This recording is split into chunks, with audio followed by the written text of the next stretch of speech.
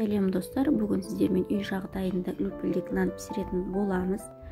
Бұл өте универсал қамыр болғандығы сонша түрлі выпечкалар, тіпті тәтті выпечкаға да қолдануға болады. Каналыма жазылып, лайк басуды ұмытпаңыздар.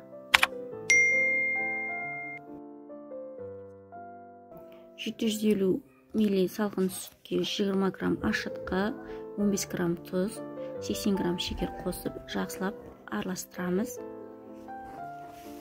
Жақсылап араластырып алғаннан кейін отқа қойып, үстімізді жылытып аламыз. Температурасы 36-37 болу керек. Егер қатты қызып кетсе, қамыр көтерілмей қалуы мүмкін. Сондықтан тек қана жай жылытып алыңыздар.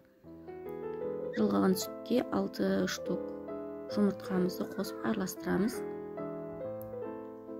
Жақсылап араластырып алғаннан кейін осылай ұнға аз-аздан қосып, жұмсақ қамыр илейміз. Қамырымызды осылай илеп болғаннан кейін үй температурасындағы 180 грамм сары майымызды қосамыз. Сары майды қосып, жақсылап қамырға сіңгенше илейміз.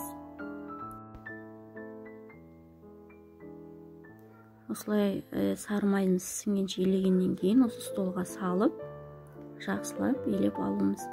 Негізі қолға жабыспауы қажет ұнымыз.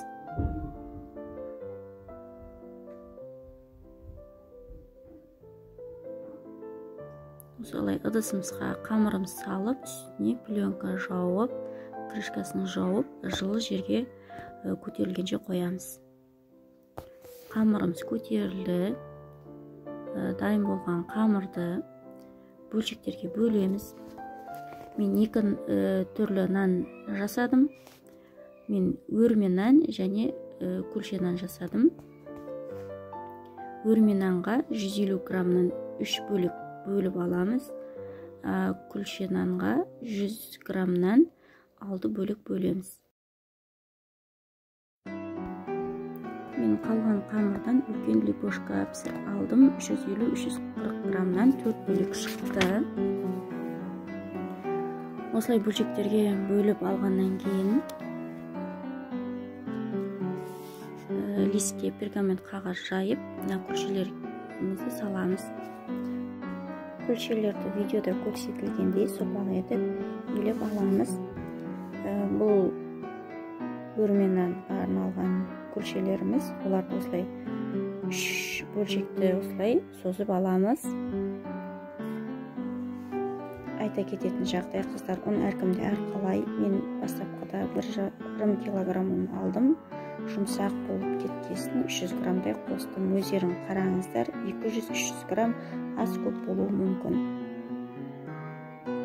Осылай созып, шаш өрген сияқты өріп 10-15 минутқа тындырып қоямыз.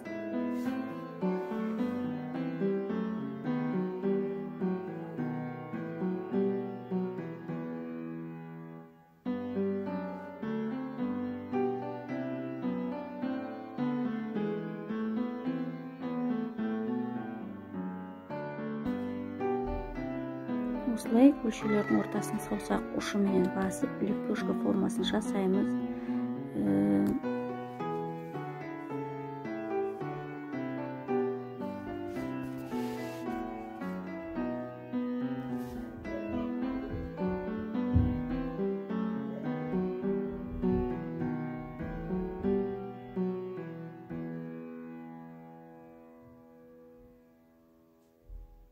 Мен осылай лепешка формасын жасағасын тағы да тындырып қойдым. Бетіне жұмыртқаның сарысын жағып, 180-190 грамм қызған пеште 15-20 минут пісіріп аламыз.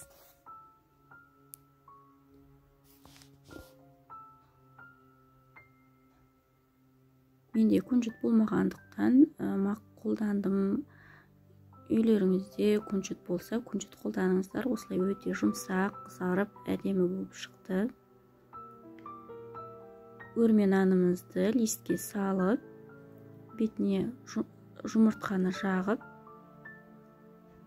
бұны да 180-190 градус қызған пеште 15-20 минут пісіріп аламыз.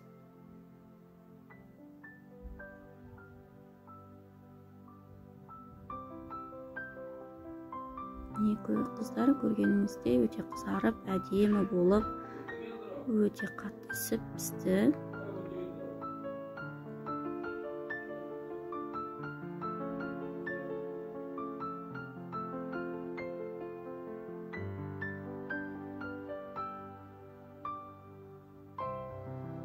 Қыздар, пісіріп көріңіздер. Өте дәмді, жұмсақ. Сау болыңыздар.